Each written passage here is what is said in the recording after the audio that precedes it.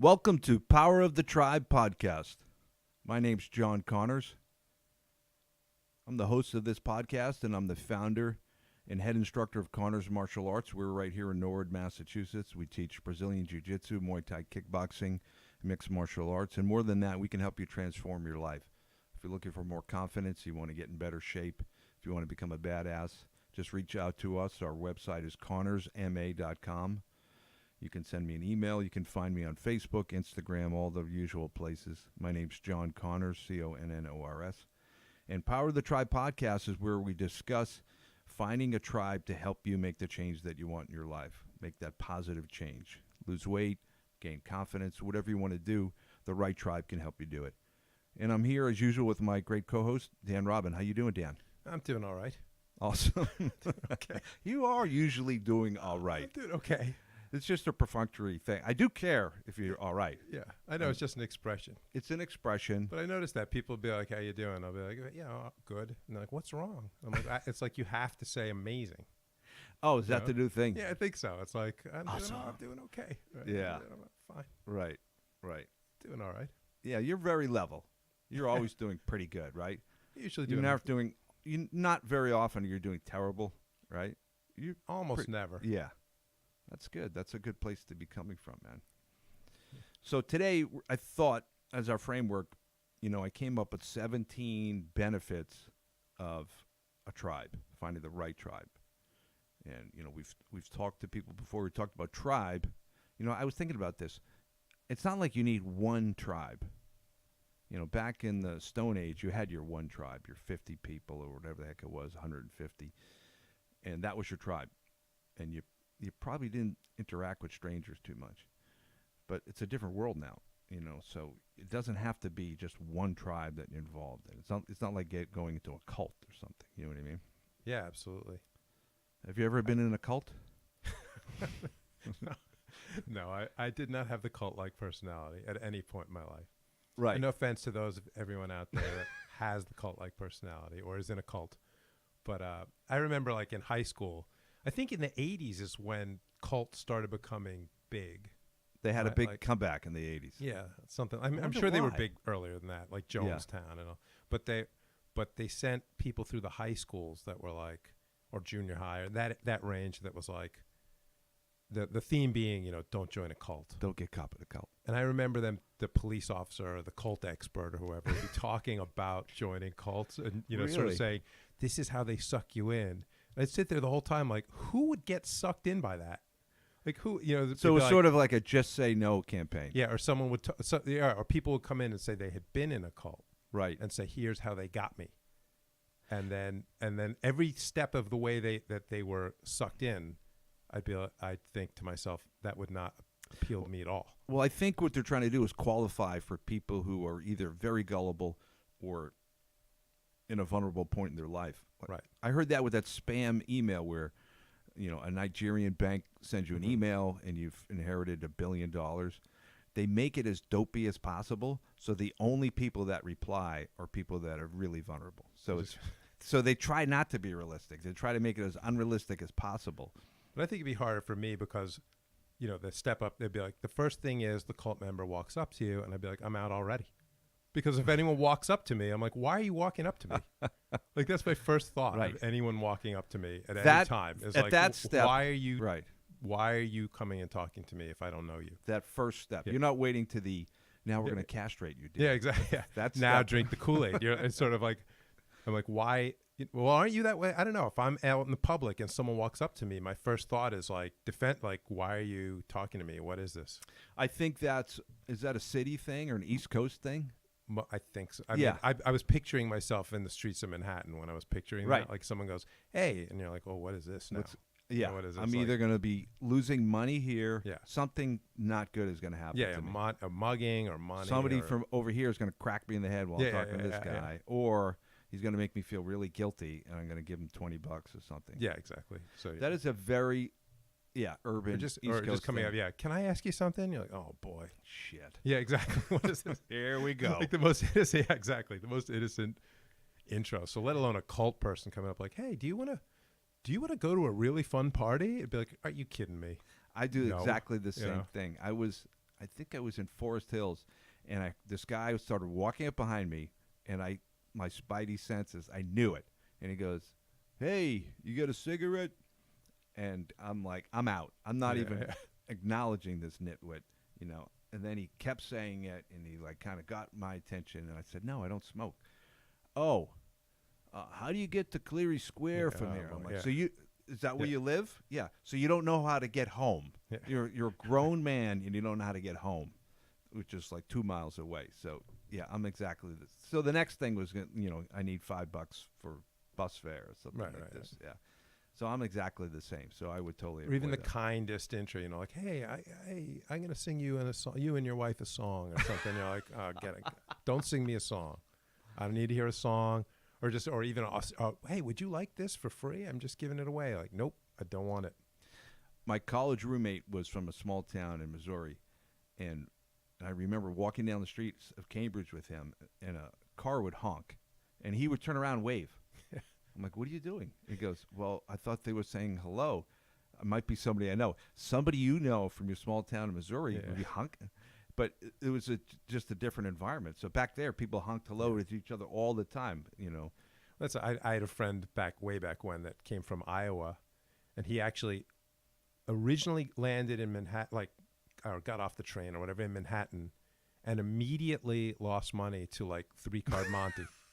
Like the 3-card monty, they were ripping people off 1,000 years ago with that game, like the shell game. It's endless, right? And he was sort of saying, he was like, I said, the shell wasn't under any of them, or the queen wasn't under any of them, or whichever version he was playing. And he was like, no, that's wrong, because there was another guy winning. You know what? A guy I went to college with, who's from Las Vegas, and his dad was a card dealer. He went to Manhattan on a job interview and did the 3-card Monty thing and lost his money. And he told me about him, and I was flabbergasted. I said, "Aren't you from Las Vegas? You haven't heard of this thing? Your dad's a card dealer, and you fell for this?" I couldn't believe it. But maybe it's a Manhattan thing or big city thing. I know. And there can be a downside. I think sometimes I'd be in, say, Amherst or, some kind of nice town, and someone go, "Hey, can I ask you something?" I'd be like, "Yeah, no." And they back off, mister. Yeah, exactly. They have a legitimate, I was wondering where I could buy I was wondering where I could buy stationery or something where, all right, calm down. But each step, and then they'd be like, so the cult thing would be get on the bus, and it was like, and it seems all great at first. You're all singing a song, and they have you clap and sing. And for me, I'm like, so hell? You know what I mean? That's how they suck you in, with the most unappealing possible. Singing on a bus? Yeah. I think I'd rather walk. I'm out. Yeah, exactly. I hate those 99 bottles of beer thing. What is that? Yeah. I would lose And then my they mind. all sort of, then they say, they start with slight, I don't know why we're talking about cults, by the way, but they sort of, I guess, belonging to it. Yeah. But they ask a small favor. And again, even, I was 15, 14, and thinking, as soon as they asked the favor, my thought would be, "Oh, okay, I see I see what this is all about." But people seem endlessly, up until the point where they're. Well, I imagine those people, they have some knowledge of the human nervous system and sort of the way the mind works, and they sort of take advantage of it, right? What is that called with those? It's not cognitive dissonance. It's those things where the brain sort of makes mistakes because of heuristics.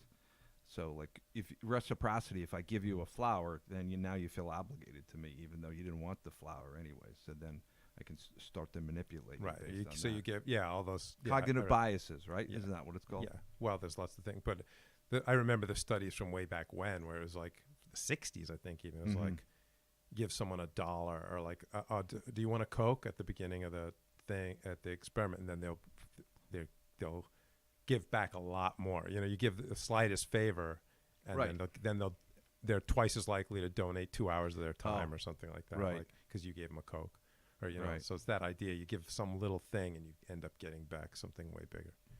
So Dan, don't join any cults. Yeah, I think that's the lesson. If there's one lesson to be learned from this podcast, but so the idea though is healthy tribes.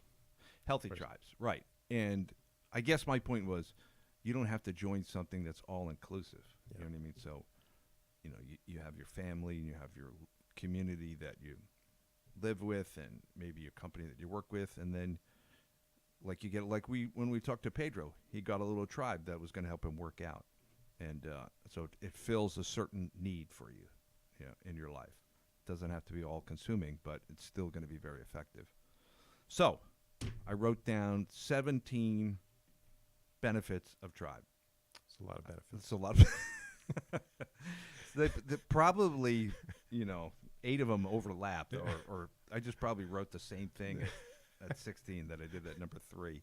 So I doubt we'll get through all of them, but I figured this would be a good framework for a podcast we could go through. Yeah, I'm assuming we're not going to go 1. Right. Well, we're going to go 1, 2, 3. We're going to go through them, but we probably won't get to 17. And you can jump in and be funny. Well, we didn't even get to 1 yet. We haven't got to 1, I know. We're on a pace. What minute are we in here? Yeah.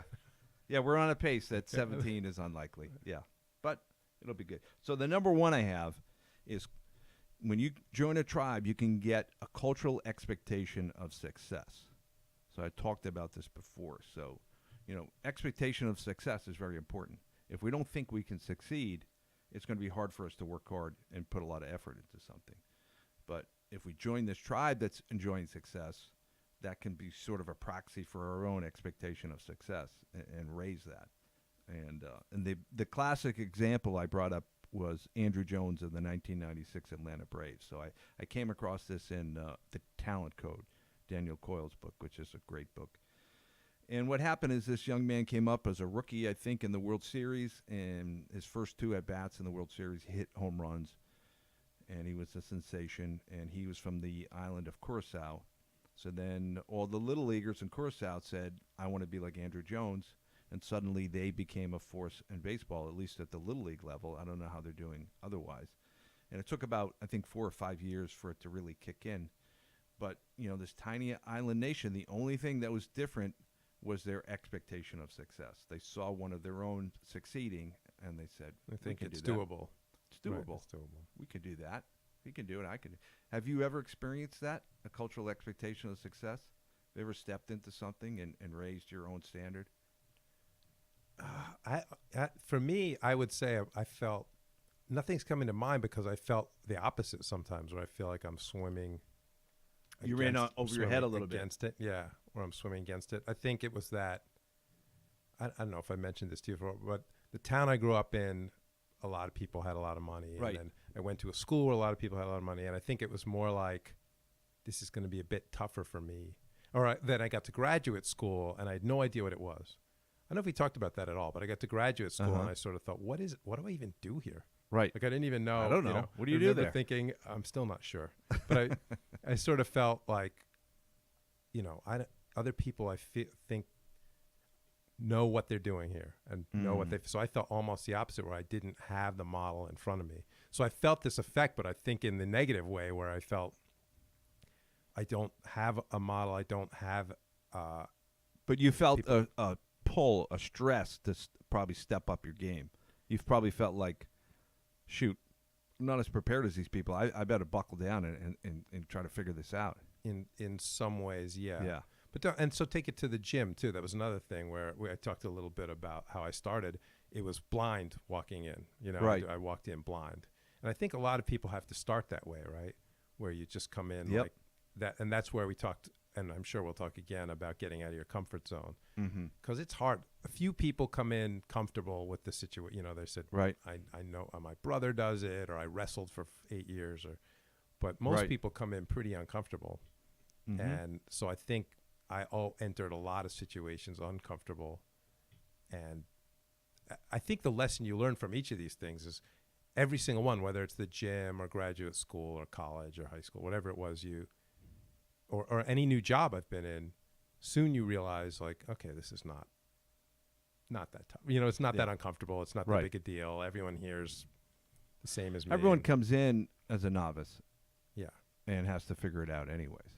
And I've always thought there's this other thing, and I don't know if this is even tangential, but that everyone comes in as a novice and feels they don't understand this idea that the people that have been there a while aren't paying that much attention to them. To them. Yeah. you sort of feel like, so you've seen it in the gym where you spar with someone or roll with someone, and they spend the whole time like nervously chattering and apologizing to you, like, I don't know what I'm doing, and like as oh, sorry, is that the right thing? Am I supposed to do? And you just feel like many times I've had to be like, just it's fine. Don't worry about whatever you're doing is fine. Right.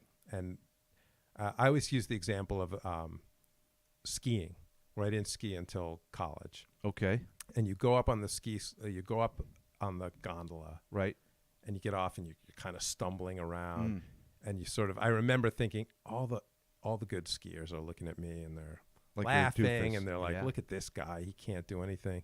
What I realized later was all the good skiers have seen 1,000 guys just like me. They've seen doesn't even register at all. They're like, they're not. They're off the lift and they're finding the whatever they're exactly corner of their eye is someone falling down, and they're could care less. Yeah, could care less. They've seen it again and again. Unless you get like caught in the thing and whip around a bunch of times like a maniac. Hanging by my ski from the I was hanging down from the thing going, they've seen this a million times. There's no one's even paying any attention to this, I'm sure, as they shut it down. And like skiing is funny because I always had the sense that it's sort of a rich person's sport. So it brings that extra social pressure. So you're going up the skiing thing, and you hadn't skied since college, and all these rich people have been doing it their whole lives, and they know how to do it. And there is plenty of opportunity for you to sort of figuratively and realistically fall on your face. Yeah. So I could see how that could be nerve-wracking. But it's funny how it's a fear of embarrassment, social embarrassment, not really a fear of getting hurt. We've talked about that too. Where there's some fear of getting hurt, but even literally people getting to fight in a cage, which is as scary as it gets physically. We talked about this on an earlier show where the fear is always, I don't want to get embarrassed. I've never heard one fighter saying, I'm scared of getting hurt or hit. I think that's the greatest fear. I think sometimes they are, depending on their opponent. They might go, oh, my God. Well, sort of like skiing. Sometimes you're scared on the mountain, like I'm going to hit a tree. But that fear of embarrassment in front of people is the most powerful fear, I think. And, I think so, too. Haven't you heard that the fear of public speaking is the worst? Yeah, that's Jerry Seinfeld's old joke, right? That it's greater than the fear of dying. So people would rather be in the casket than up in front of the group saying a eulogy. Yeah, that's definitely the case. And I think, what do you think is more nerve-wracking? Failing and getting embarrassed in front of people you know or in front of strangers? Probably people you know, right? I think people you know. Yeah. Because I know, again, I'm thinking of these kinds of things, either whether it's, we always give this sort of extreme example of fighting, but it's also just giving a speech or dancing or singing. Right. And what I hear all the time is, like, I just don't want people I know to go. Right. Not everyone's like that, but I hear that all the time where they say, I'd rather you didn't go. Or take my kids. They do a lot of performing, singing, and acting. And, they feel way more comfortable if they don't, like, if they had to do the same thing in front of their high school, they'd feel much more uncomfortable than somewhere the next town over. So the unspoken fear or even the unarticulated fear is that they're going to lose social standing in their group. They don't even realize it, but that's it? Yeah, I didn't realize think so. It, maybe. Yeah, I think so, because you have some sort of pecking order, some sort of order of status, and if you fall on your face, you're going to get knocked down a few rungs. So even for someone like giving a speech, it could be, say you babble and you sweat and you sort of, in somewhere subconsciously, you might think, the people I know thought I would be cooler than this. Yeah. And now they think less of me because they thought I could handle it. Yes, and that's very painful. Yeah. And I think it's because of that selfish gene theory. So our genes want to reproduce and survive. And if you go down a couple rungs on the social status ladder, you have less reproducing options. So that's painful to the selfish gene, and we experience it as anxiety, and we just feel crappy. That's all subconscious, obviously. That's completely unconscious. Yeah, unconscious, yeah. I never knew any about this until I started reading about the selfish gene and evolutionary psychology and these subjects. I just knew, oh, my God, I don't want to embarrass myself. That's how most people think, right? They don't even know why they feel that, but it's powerful, right? Yeah. And it's so limiting, which is a shame. I heard, Penn Gillette from Penn and Teller. He said that Gillette says fear of embarrassment is the worst reason not to do something. But it's a very powerful reason. And if you think about it, if you're giving a speech, you're probably better off swinging for the fences and taking a big chance to make a big impact instead of like playing it safe and then people don't even remember what the heck you said, right? Or what happened. Yeah. It's a good point because I still think even as a as a novice, the main impediment to like joining a tribe or trying something new is that fear of embarrassment, right? Fear of embarrassment. Yeah, it is. Definitely. And probably fear of getting hurt too or something, but I think fear of embarrassment. You're going to go in and people are going to judge you to be inadequate and shun you, which is painful. And right. But it would never really happen, especially at my academy. But I think that is a fear. Definitely. But that's an example of whether it's a skiing or your academy or whatever, it's always the fear is like the number one obstacle, and then it never happens, or like it happens so much less than people are scared of it happening. You know what I mean? It's really not that common that people really badly embarrass themselves. And then there's a follow-up where if you do embarrass yourself, it's not really actually that a big a deal. Doesn't stick that long or hard, right? It really doesn't. Yeah. Yeah, you can totally recover no matter how badly you embarrass yourself.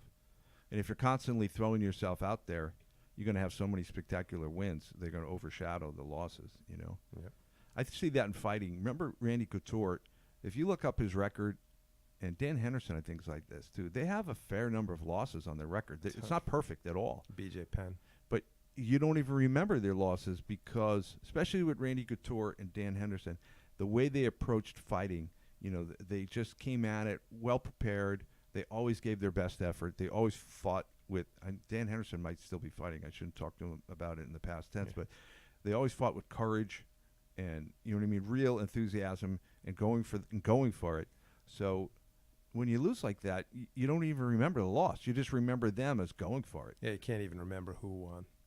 Can't remember. Yeah. I can't remember who they lost to. I vaguely could probably, if you pushed me. But they're like a long time ago, Dan Henderson fought in rings against Little Nogueira, I think. And I don't remember who won. You know, I just remember, I remember a great match. Yeah. Where he was fighting off the submissions, which he didn't know that much about at the time. So maybe that's the key. They're just always going for it instead of, you know, I think if you are too cautious and put all your eggs in one basket, then you're sort of risking it. You know, if you're like, I'm going to go out there that one time and go for it, then it's pretty binary. It's either going to work out for you or not. But if you're consistently putting yourself out there, going for it, sooner or later you're going to get some wins. It's going to work out for you, you know. Yeah. And those big wins are going to overshadow no matter how many losses you have. Okay, so number 2 on our not sure benefits. What one was that like? What was a cultural expectation of success? Yeah. That's important. We just ended up with a lot of different points there. That's all right. That's all right, Dan. It was very entertaining. So number 2 is positive peer pressure. So there's so much talk of negative peer pressure. You're going to start drinking and doing drugs when you're a young person because of your peers. But you can sort of change your standards and get positive pressure. So, you know, I think I'm fitter than I would be because I want to be a good role model for my students at my academy, and it forces me to be a little bit better. Yeah.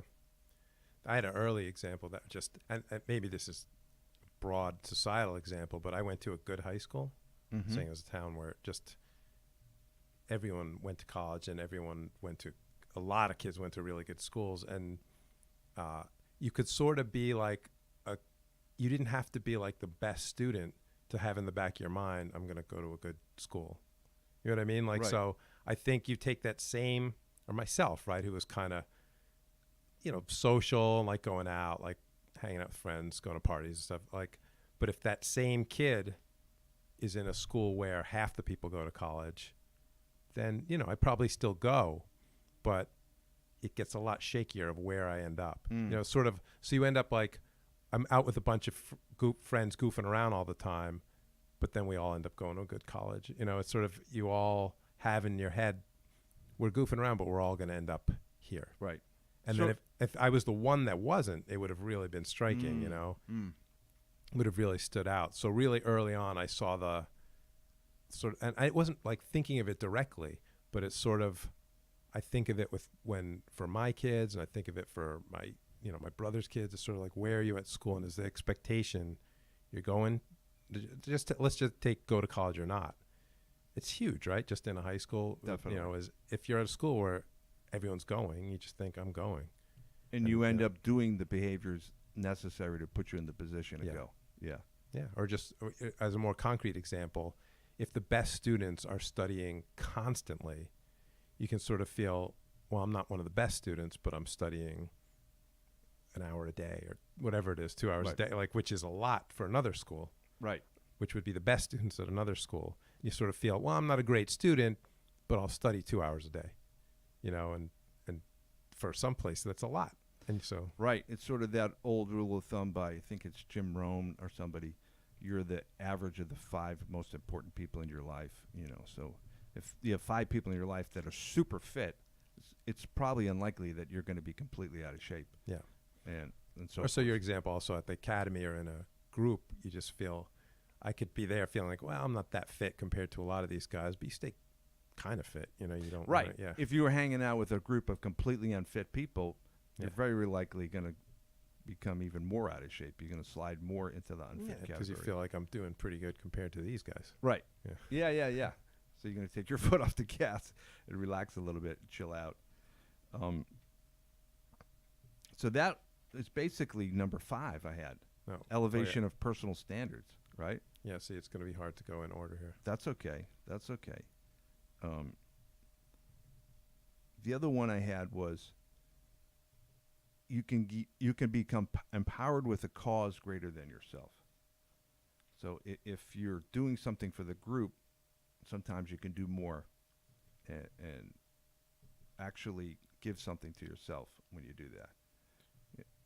So you picturing like someone fighting for the gym and feeling extra motivation to represent well? And yeah. Well, I can't remember the numbers, you would, but I remember there was this run that the gym had for a while where it was just completely ridiculous. Like the winning percentage for the gym was just almost unrealistically high, right? Where it just felt like everyone just kept winning. Yes. And I wondered how much this played into it. Of just sort of, people would start going into the fights thinking, I'm going to win. I think so. Yeah. And then they don't want to be the one that ends the streak, too. So there's that pressure as well. So you think and then. They're like, I don't want to be the guy. We won 13 in a row. I don't want to be the guy who stops this from going. Yeah, that's a lot of pressure. So maybe they try a little harder. I think so. Yeah, they get a little bit sharper. I mean, the challenge for training for a fight is it's so painful. The work is so hard. You got to do so many painful things that you really need a compelling reason to do it in order to keep going maybe not every day, but you're training maybe 5 or 6 times a week pretty hard. So you really need a strong why. You really need to be motivated to do that. Do you think there's a negative there where there's someone that, for example, I picture someone saying, well, if we won 13 in a row, I don't want to fight because. That's a really good point, Tam. That's a very good point. That I've heard that described as an ego trap. Did I tell you about this concept before? I don't remember. I found this fascinating because I see it happening. I feel it in myself at times, and I see it with other people. So if I get a certain amount of esteem from you, right? Maybe you say, John, you're so good at jiu-jitsu. It's amazing. And I feel like I'm slightly overvalued. You're the best guy around here.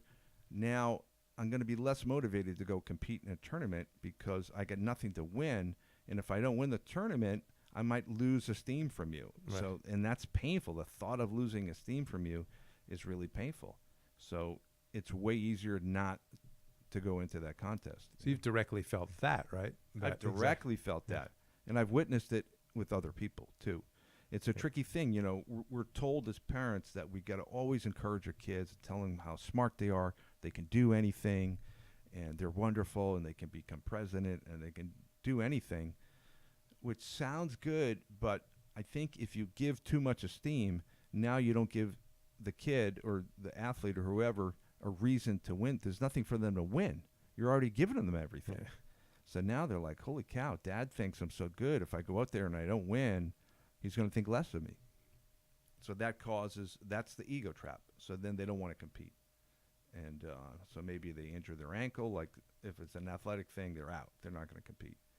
And it's very tricky. I think George St. Pierre was a little bit in that place before he retired. If you remember, he fought Jonny Hendricks. He took a beating, yeah. Took a beating, but he won a 5-round decision. And it was a close fight. But he had to win the 5th round in order to get the decision. And he did, and a lot of fans turned on him. He got a lot of kind of hate. Do you remember that? Yeah. Yeah, and it makes no sense because he pulls it out at the end, and people are mad at him. It's like Tom Brady winning in the 4th quarter, the Super Bowl, and you're not satisfied. And it's something to do with fighting, perhaps, too, that people really enjoy a definitive decision when somebody knocks somebody out or submits them. They don't like it as much if it goes to the judges. Squeaking out a win, yeah. Right. And I think GSP found himself in an ego trap where he was like, there's no win here for me. Even when I win, people are not satisfied. God forbid if I lost. Right? So he retired, which I think was a very smart thing for him to do. And it gave him a chance to regroup and sort of get out of that ego trap. And notice the fight he took when he came back. He went up a weight class to fight the champion, Michael Bisping. So now he has something to win because people don't really expect him to win. Yeah. And it was a really good idea because if he lost to Bisping, he wouldn't lose any esteem from us or respect. We'd be like, yeah, he's still good. He took a shot. He's been off for 3 years or how he was off for a while, right? Yeah. And he's going up a weight class. So he really had nothing to lose and really something exciting to gain. A new belt. You know, he didn't just fight anybody at 185. He fought the champ. So it was just brilliant. And then it was probably smart to retire. I think he had some health issue is the reason why he retired. Right. But to your point, if he came back and he fought maybe like Tyrone Woodley and lost, it might look like, well, he was good for his time, but he's not as good. He had a lot to lose. He had a lot to lose there. So that was a really smart choice. And those ego traps are very tricky and sneaky, as you notice. Right? And they don't seem to make rational sense on the surface of things until you really think about it. And then it's obviously something that's going on. So I heard about that from that Dr. Doug Lisle, who has the Beat Your Genes podcast. He's an evolutionary psychologist and clinical psychologist. And he explains, so the way he explains it is, here's the Stone Age version of it. I hope I do this right. I think it'll be fine.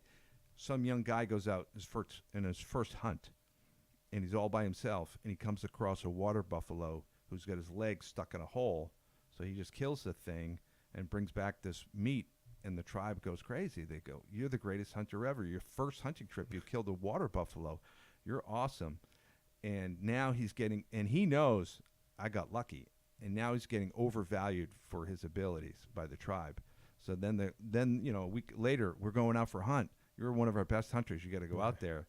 Now he's like, holy cow, I can only go down. Yeah, only go down. Yeah, when I come back with a muskrat or something. So he twists his ankle and he can't go hunting. Yeah, that's exact. So like in the gym, if everyone's like, you always win, how can you you could beat anybody. Right.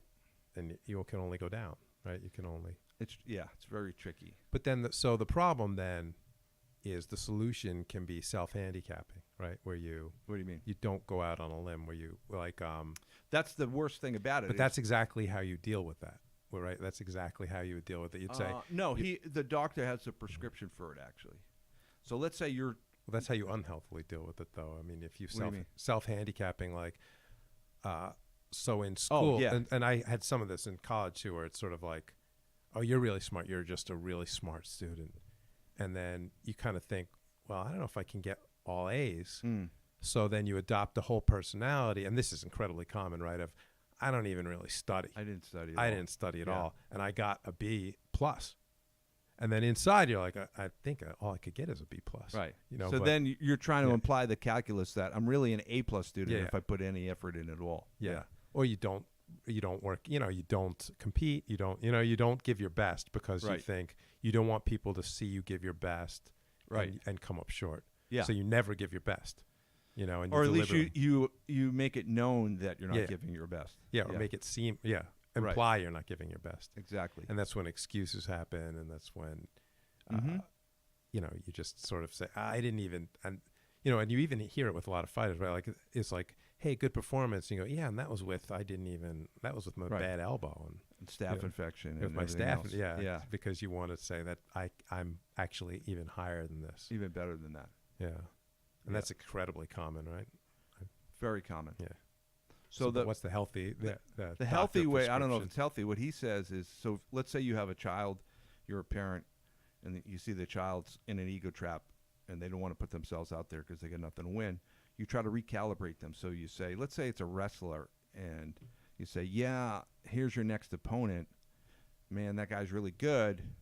I think if you prepare well and go out there and give it your all, I think you have a pretty good chance of beating him. You make it uncertain. Right. And then he says, then you kind of insult them by proxy, and you say, by the way, their coach thinks their guy's going to smoke you. He thinks you got nothing, and the guy's just going to crush you. So now they have something to prove to the other coach, and you're kind of insulting them, but you're not doing it. So if you're the parent, you don't want to poison your relationship by telling your kid, I think you're going to get crushed by this guy. Like, that's probably not good for your relationship. But you still get to poke them and stimulate them by saying, oh, I heard the coach said he's going to kill you. He's just going to crush you. So now the kid's a little fired up. I'm going to show them. And he's got something to win.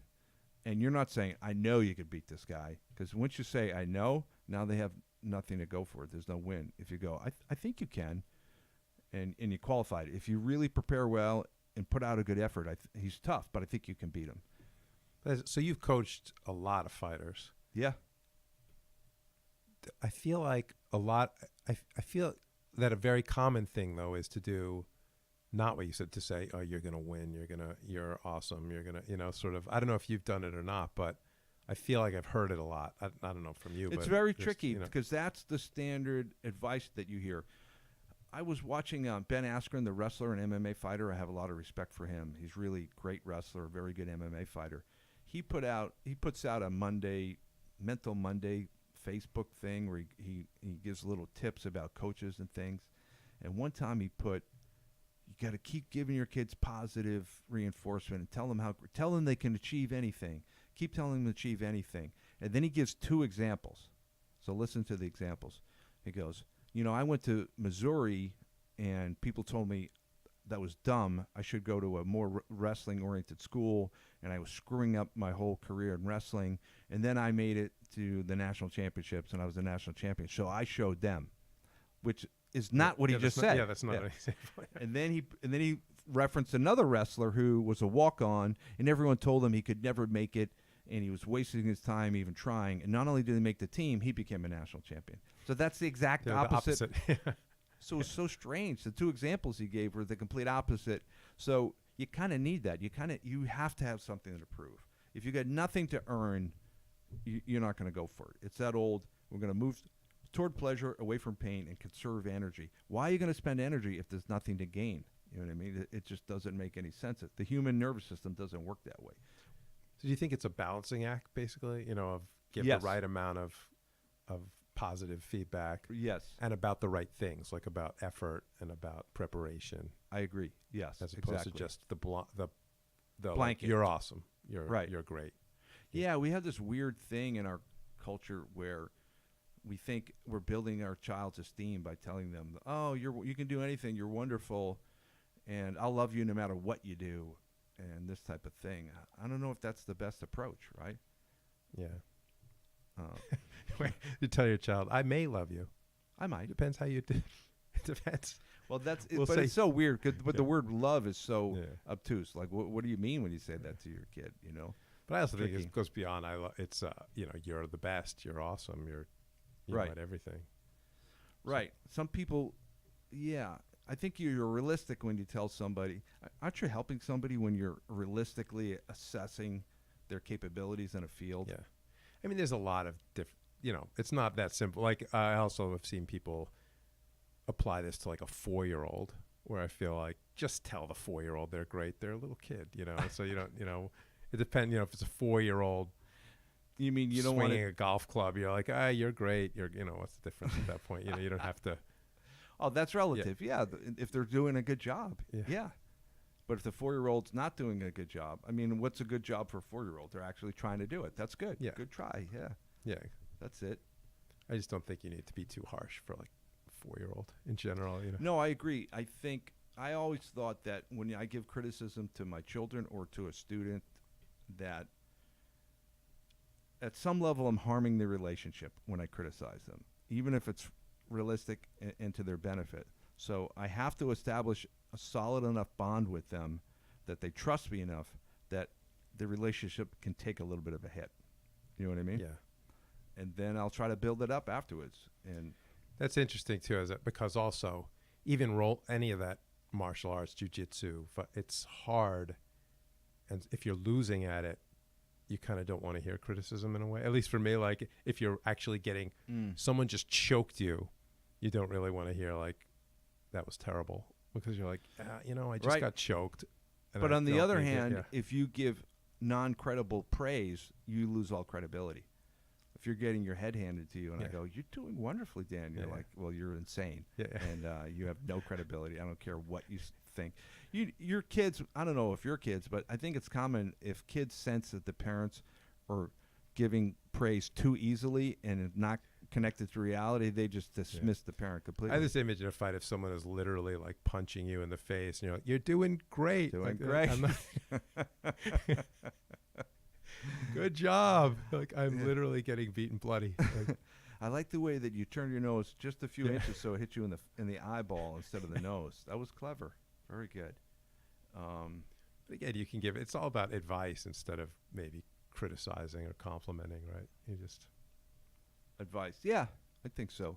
You do it constructively and realistically. I think we've talked about that, or a lot of people talked about that, about the cornering and fighting, where especially back in the day where a lot of the cornering would be like, get up, or like this, like there'd be no. I like it when they go, breathe. Yeah, breathe. Breathe. And the guy keeps yelling, breathe. Yeah, just yelling stuff that the fighter's like not listening. It's meaningless to the fighter. I went to a fight years ago.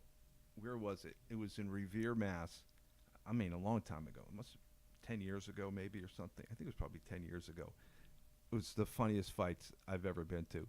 So I don't know if I told you this story. So it was in Club Lido. I think it was like a little nightclub, and they put up a cage.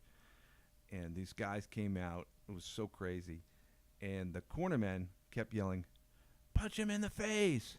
Punch him in the face. And that's all he was yelling. But he did not stop it. Did not stop it. And then the fighter was actively listening to all the instruction, which is fun. So the fighter's on top of the guy somehow. He's on top of his opponent. And he looks over and he punch him in the face for the 70th time. He says it. And he looks down and he punches the guy in the face. And then there was a pause of time. And the guy in the corner goes, punch him in the face. His guy won, so I guess he was doing a good job. But I've heard at all levels, I've actually heard fighters yell back like, be like, get up, get out of there. I've heard fighters yell back like, I'm trying. Or like, I can't. That's very funny. I think that happened in one of Hobby's fights. One of our guys who's really good fighter, good at grappling. It was a heavyweight fight. And he had the guy on his back in the last round. And he was pinning the guy and pummeling the poor guy. And his corner kept yelling, get up, get up. And as he's getting punched in the face, he's like, I'm trying, but he's really good. Yeah. And like 2 punches land in between all of that. Yeah. I remember the story. He's too good. That's what he said. Yeah. He was a tough guy, and he was trying, but he couldn't get it. It wasn't that easy. The worst advice, like, you're like, I'm trying. How do I? Right. You need to give actual advice. Yes. And if you're not skilled and you're looking from the outside, it seems weird. Like you think the guy should be able to just get up at any moment, but obviously his opponent's making it really hard for him. Although I will say the one thing on the credit of people giving like coaching is that sometimes it actually, like what sounds like idiot coaching, works.